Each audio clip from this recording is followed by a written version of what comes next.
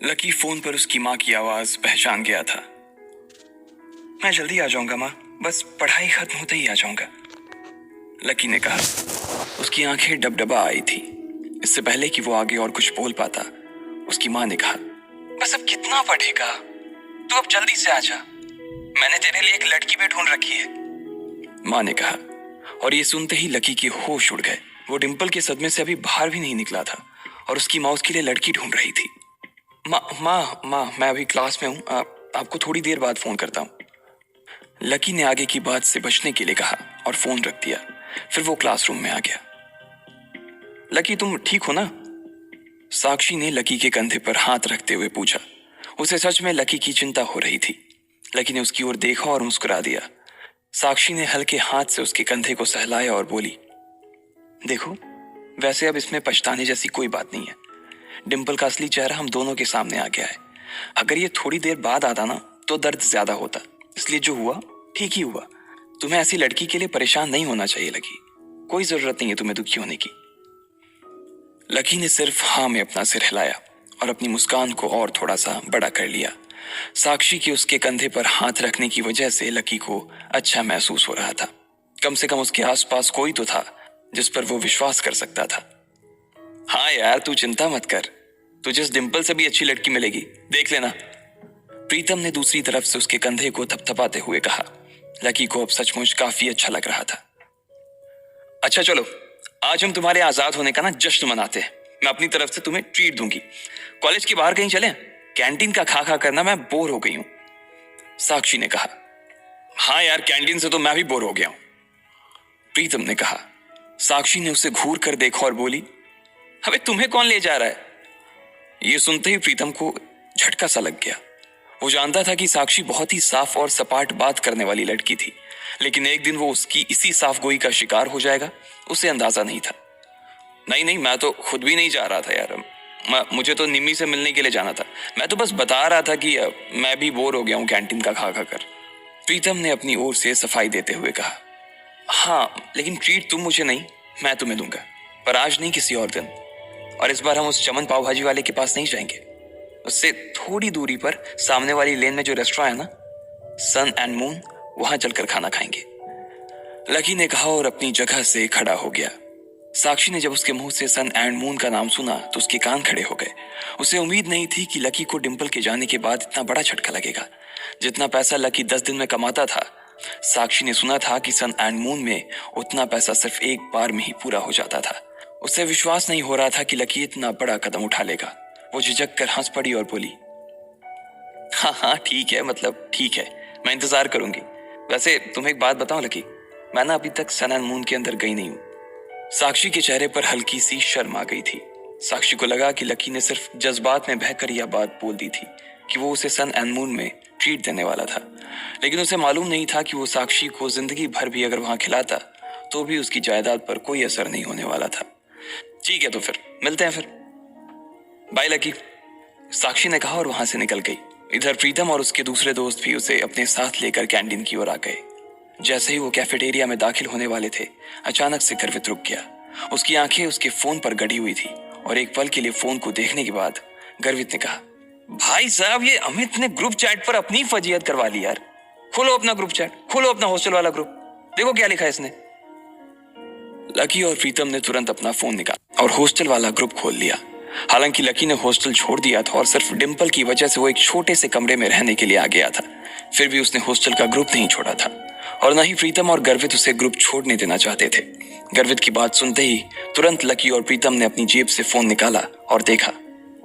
अरे बाप रे, कितना बड़ा गधा है ये, लकी ने उन दोनों से कहा। अमित ने उस ग्रुप में एक मैसेज भेजा हुआ था जिसमें लिखा था, दोस्तों आज से तुम्हारा भाई अमित सबके सामने ये ऐलान करना चाहता है कि तुम्हारा भाई फिर से सिंगल से मिंगल हो गया है। सबके सब जल्दी आओ हॉस्टल, आज का लंच तुम्हारे भाई की तरफ से है। चलो अच्छा है, किसी को तो लड़की मिली, वैसे भी इसका अकेलापन झेला नहीं जा रहा था, लकी ने कहा। चलो चलो हॉस्टल चलते हैं, साले की आज जमकर खींचेंगे, प्रीतम ने कहा। गर्वित और प्रीतम तो आगे बढ़ गए लेकिन लकी वहीं रुक गया था। वो उनके साथ आने में थोड़ा सा झिझक रहा था। अबे क्या हुआ, तू क्यों रुक गया, भूख नहीं लगी है, गर्वित ने पूछा। लगी है यार, पर तुम लोग जाओ, मैं यहीं कुछ खा लूंगा। लकी ने अपनी नजर बचाते हुए जवाब दिया। अरे अब यहाँ किसके साथ खाएगा? तेरे साथ खाने वाली तो अभी किसी और के साथ खा रही है, इसलिए चलना भाई, हमारे साथ खा लेना। वैसे भी अमित ने पूरे ग्रुप को बुलाया है और पूरे ग्रुप में तू भी तो आता है। प्रीतम ने कहा। हाँ, पर लकी के पास इससे आगे कहने को कुछ नहीं बचा था।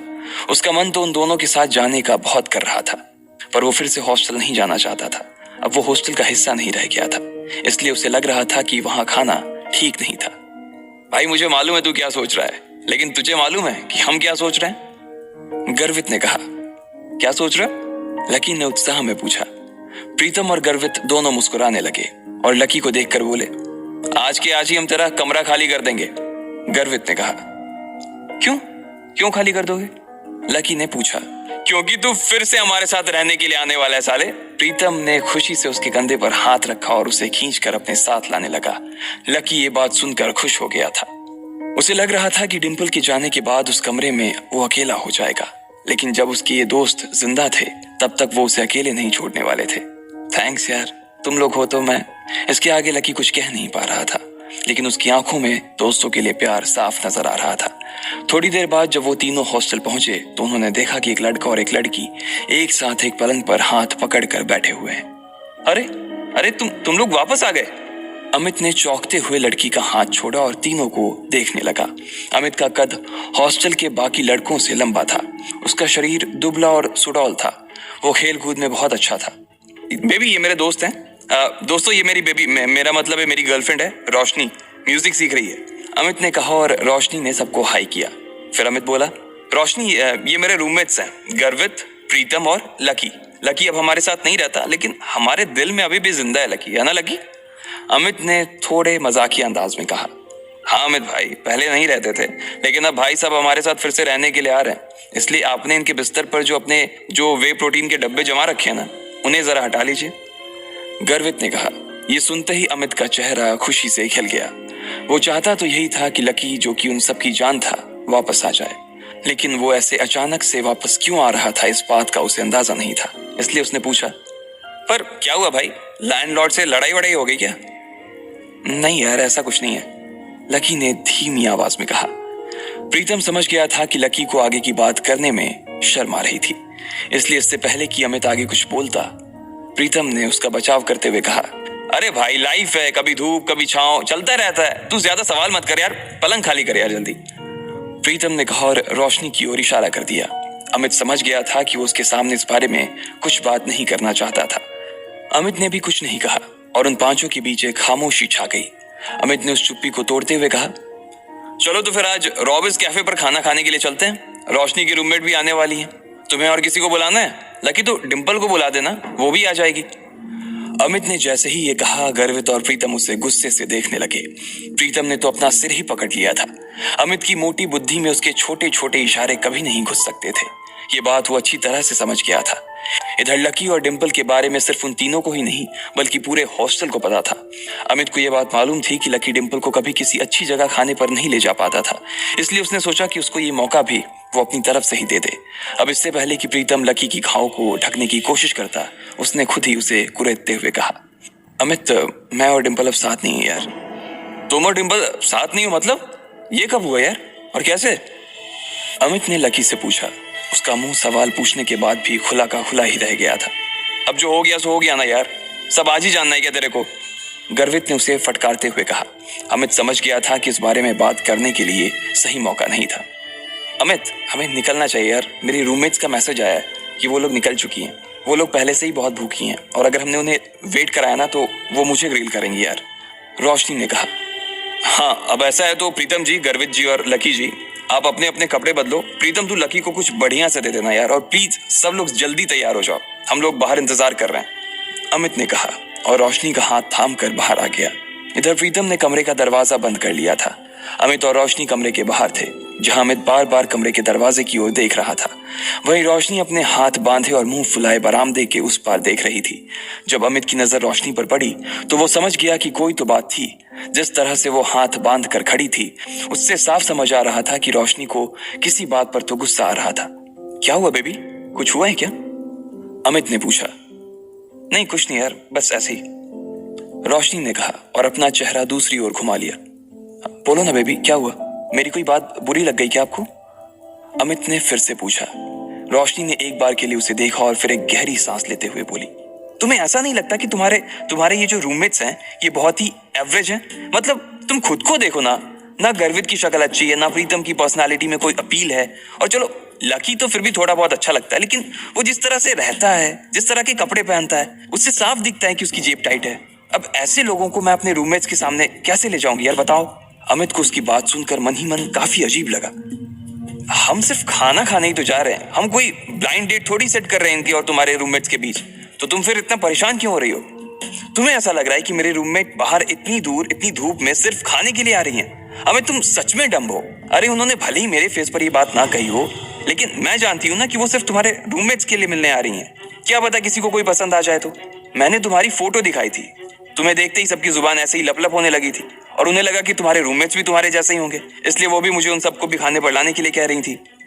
रोशनी ने चिढ़ते हुए कहा, हाँ बेबी सॉरी, मुझसे गलती हो गई, मैंने तुम्हें बताया नहीं कि मेरे रूममेट्स बायोलॉजी सेक्शन से हैं। अमित ने कहा, असल में वो था सपोर्ट कोटा से, लेकिन वहां पर जगह नहीं थी, इसलिए उसे लकी की डॉर्मेट्री में शिफ्ट कर दिया गया था। अब इससे मैं क्या करूं? तुम ये सब मुझे अब बता रहे हो? मैं लंच ही कैंसिल कर देती हूँ, बोल दूंगी कि अमित का ट्रेनिंग सेशन शुरू हो गया है। रोशनी ने फिर से चिढ़ते हुए कहा, अरे नहीं यार नहीं, प्लीज ऐसा मत करो। अमित ने उसके आगे हाथ जोड़ते हुए कहा, अगर ऐसा हो जाता तो प्रीतम और गर्वित उसकी नाक में दम कर देते। वो दिखता पहलवान सा था, लेकिन उसे इन दोनों से बहुत डर लगता था। तो फिर ठीक है, अब वहां इनके साथ जो कुछ होगा ना, उसके लिए तुम मुझे ब्लेम मत करना प्लीज, रोशनी ने कहा। और इससे पहले कि अमित उससे आगे कुछ कह पाता, रोशनी का फोन बज उठा।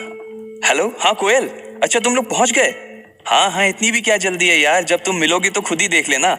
अच्छा तुम्हारे सिर पर चोट? अच्छा अच्छा, ठीक है, हम बस आ ही रहे हैं, रोशनी ने कहा और फोन रख दिया। ये कोयल वही कोयल थी जो आज सुबह ही लकी से बैंक में टकराई थी। वो रोशनी की बहुत अच्छी दोस्त थी और इन सब में सबसे अमीर। इतने में गर्वित, प्रीतम और लकी कमरे से बाहर आ गए। इधर तीन सुंदर सी बन ठन के आई हुई लड़कियां एक टेबल पर पहले से ही बैठी हुई थी। उनकी शक्ल, सूरत और कपड़े देखकर ये पता चल रहा था कि वो पैसे वाले घरों से थी। उनमें से एक लड़की का चेहरा छोटा और गोल सा था, आंखें बड़ी बड़ी और चमकीली सी थी। उन तीनों में सबसे सुंदर वही थी। कोयल, तुम्हारे सिर पर लाल सा क्या लगा हुआ है? कहीं कोई चोट वोट लगी थी क्या? एक लड़की ने कोयल से पूछा। कोयल ने तुरंत अपना फोन निकाला और फिर अपने सिर पर लगी चोट को देखने लगी और कहा, हाँ यार, आज सुबह मैं अपने पापा के साथ न्यू सिटी बैंक गई हुई थी, तो वहां पे एक गधे से टकरा गई। इतना बेवकूफ आदमी ना मैंने अपनी जिंदगी में नहीं देखा, मन तो कर रहा था उसका मुंह नोच लूं, कोयल ने कहा। अब इधर कोयल लकी को कोस रही थी, जबकि दोनों इस बात से अनजान थे कि फिर से उनका सामना होने वाला है। आखिर क्या धमाका होगा जब कोयल और लकी फिर से एक दूसरे के सामने आएंगे? क्या वो लकी की इंसल्ट करेगी, वो भी उसके दोस्तों के सामने, या फिर लकी उससे इस बार जवाब देगा? आपको क्या लगता है, क्या होंगे इन सभी सवालों के जवाब? कमेंट बॉक्स में कमेंट करके जरूर बताएं, और सभी सवालों के जवाब को जानने के लिए सुनते रहिए इंस्टा मिलीनियर सिर्फ